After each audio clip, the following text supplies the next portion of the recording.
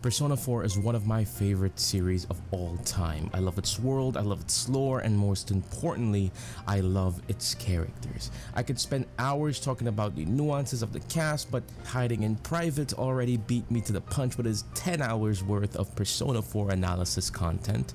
So instead, today I'm going to look at the main cast character designs and the nuances they provide within their subtlety. See, on the surface, the Persona 4 designs are plain. The entire cast for the majority of the game wear their school uniforms because of the setting and themes of said game. But despite that plainness on the surface, each character has enough to distinguish them from each other in a way that not only brings the whole design together, but also represents their characters. So let's get into things, starting with our favorite city boy, Yosuke Hanamura.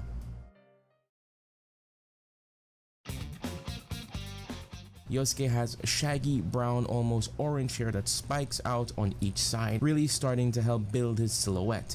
He wears his Yasogami High uniform slightly buttoned down at the top, exposing his white shirt with the orange v-neck pattern as he sports his headphones that do share a similar orange color design, cementing that Yosuke's primary color is orange. The reason why Yosuke wears headphones could be seen as the idea of him drowning out the noise of the outside world, separating himself from the country folk with his technology that isn't typically seen in Inaba.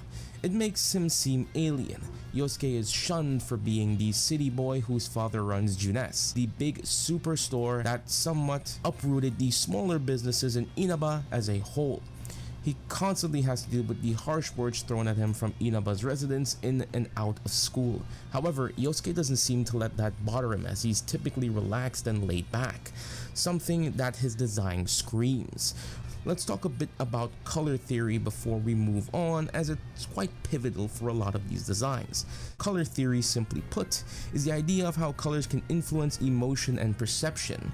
It's a tool a lot of designers use to, no pun intended, paint an idea to its viewers of how a character or mood should be perceived. Let's look at Yosuke. His primary color is orange. Orange mixes red and yellow, specifically the passionate side of red and the warm positive side of yellow. Yosuke's orange is vibrant. That symbolizes the fun, youthful, and cheerful side of Yosuke. As I said earlier, he typically keeps it together despite the external issues that plague him surrounding Junes. Now, let's move on to Chie. Right off the bat, Chie's design is very loud. She wears a green tracksuit adorned with multiple pins and yellow lines on its arms and down the middle. The only semblance of her uniform being visible is her skirt and shoes. She has an almost blonde bowl cut. It gives her a Bruce Lee vibe, given her love for kung fu movies, on top of the track jacket accentuating her sporty tomboyish nature that goes hand in hand with her personality. She also has her legs exposed as opposed to the other female party members. You juxtapose this to Yukiko, who wears leggings, and Rise, who wears tie-high socks.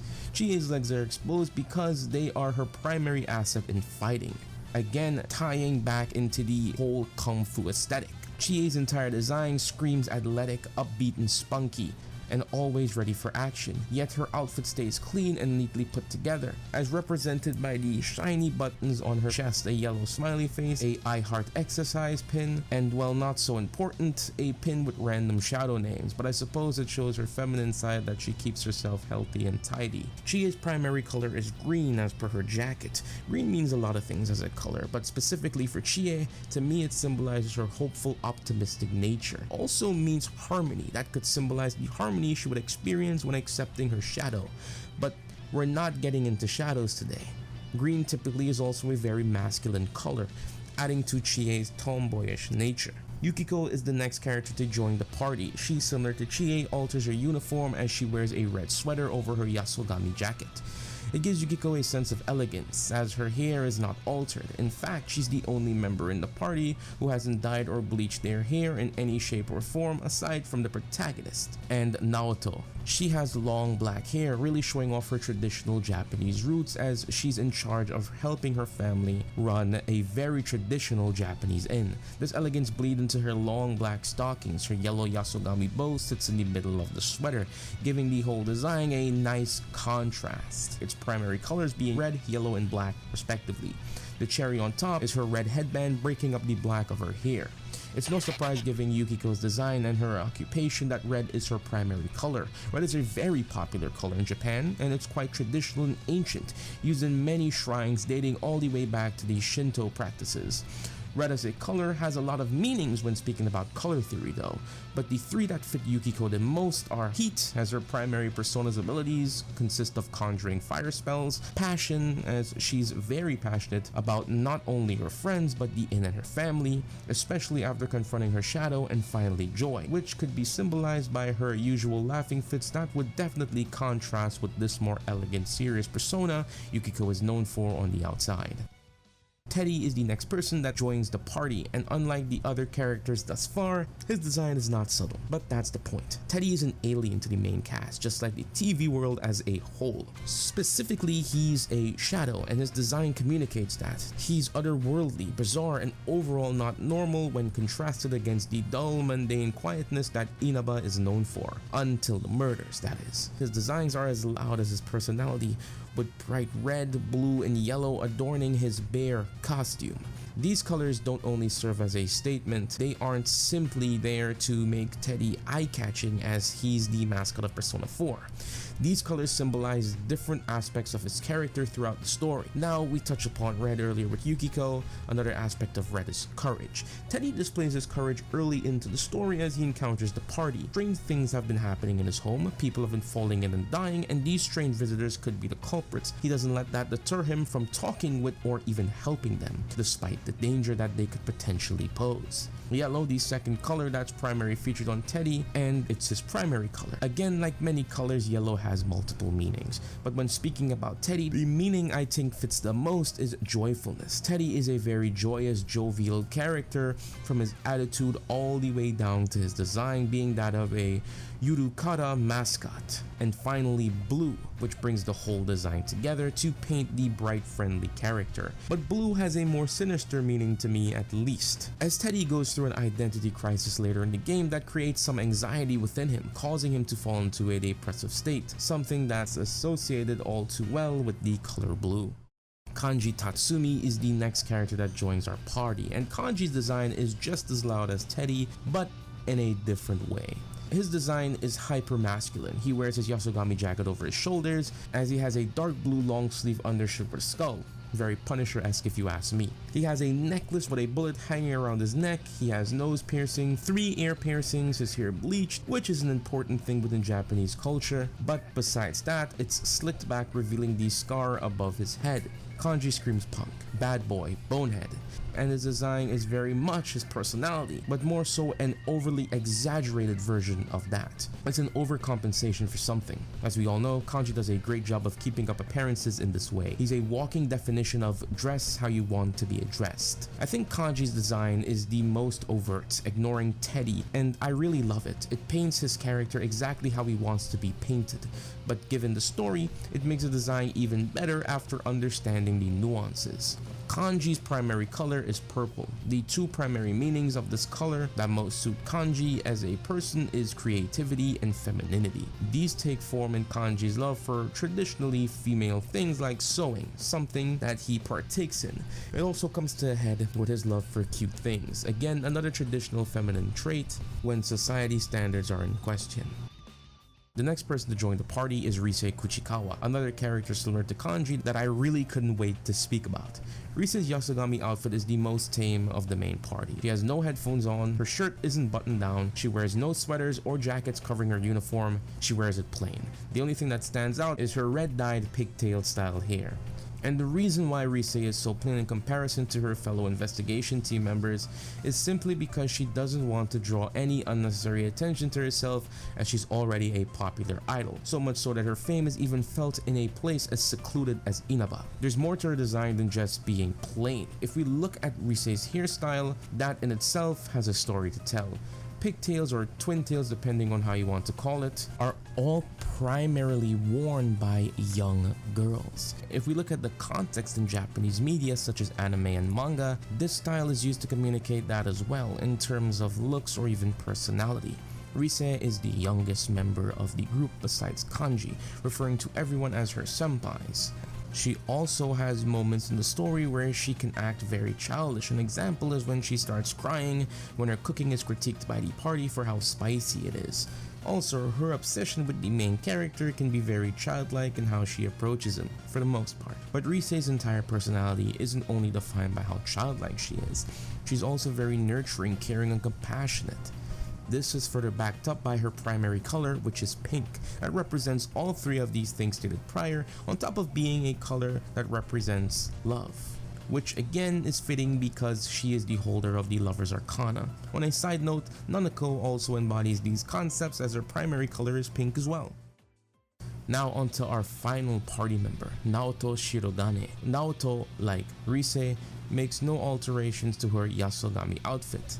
Instead, she chooses to wear the male outfit instead of the female one, making her character ambiguous from the start, as Naoto's entire arc is her hiding her gender, becoming something she's not based on the gender norms in Japan at the time, most specifically with females in the police and detective force.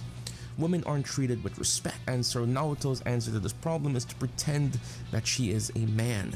So the Yasogami outfit perfectly represents that aspect of her character. On top of it all, she wears a baker's boy hat. This hat is supposed to not only create mystery surrounding her character, but also helps communicate that she is a detective, or rather communicate that masculine persona that she adopts. Baker boy hats were a common thing in the 1980s, being worn primarily by the working class men of many trades. Naoto's primary color is blue, navy blue to be specific, a color that embodies intelligence, seriousness, authority, and elegance, all things that Naoto has in spades throughout her arc and after. She's the detective, the smartest person in the party aside from Yosuke. She's very by the books and serious with how she conducts herself and her investigation. The investigation team slowly changed this though, helping Naoto become more lighthearted as the game goes along, more in touch with her feminine side as well, having her enjoy the more fun aspects of life. Her design, like all the others before her, does a fantastic job of communicating the character she is at first glance, and only becomes even more genius as you, the player, learn about her character as the story progresses. With all the main party out of the way, let's talk about the protagonist. Since we're looking at the source material, I won't look at his characterization in the anime or subsequent spin-off and sequel material. The protagonist design reflects his purpose of the game. He is a blank slate for us, the player, to project ourselves onto. This is highlighted by the black and white color scheme of the Yasogami outfit, mixed with his gray bowl haircut and even his gray eyes. The palettes of black, whites, and grays paint the protagonist as bland, which isn't far-fetched. As I said before, he is a blank slate, a canvas for us to express ourselves through. Gray is also his primary color, further cementing that fact, but it could also mean something else in a more metaphorical sense. Shadows projected on the TV lets the investigation team peer into the victim's life in a black and white sense, often being an over-exaggeration or even flat-out lie in some cases. However, as the party confronts these shadows and get to know each other more in the process, that one's black and white viewpoint becomes gray. Because as the saying goes, life isn't black and white, it's a million gray areas, don't you find? The gray is discovered through you, the player. Gray also means neutral as a color or shade. It could represent the sometimes neutral stance the protagonist can take on his journey. Another tidbit is that the protagonist wears his Yasogami outfit in battle differently than the main cast. His Yaso jacket is unbuttoned, revealing his white shirt. This paints the protagonist as pure, open, and honest with no secrets to hide, as he is devoid of a shadow. Before I wrap this video up, here's a little bonus round. We'll look at Adachi specifically because his design philosophy goes hand in hand with the protagonist. Adachi stands in direct opposition to you, the player, and his design reflects that. First of all, they both share the same black and white color palette. The protagonist wears his Yasogami outfit the same way Adachi wears his suit. The only thing that breaks up Adachi's outfit is the red tie, giving him a bit more color than the protagonist that bleeds over into his personas, as Magatsu Izanagi is primarily red and black, while Izanagi is black, white, and gray.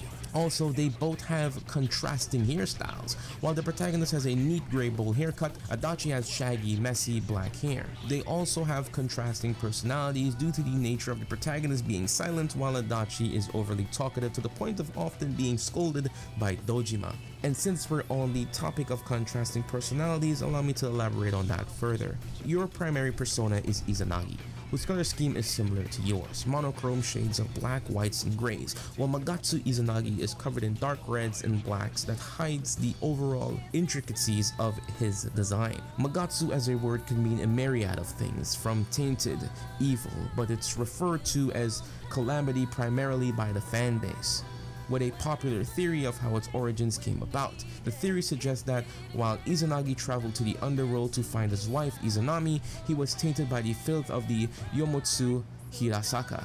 So, while Izanagi is purified, Magatsu remains tainted. Even the arcanas of the two have symbolism painted within them. While you are the holder of the fool, Adachi is the holder of the jester. I'm getting ahead of myself. Honestly, I could keep going on, but that would be a whole analysis on the protagonist and Adachi, and this is not the video for that. I hope you enjoyed what I had to say. If you want more Persona videos, I'd be happy to make them, and if you learned something new today, feel free to leave a like and share this video around. This is Grimtoki, this has been Beyond Animation, and I'll see you in the next one. Peace.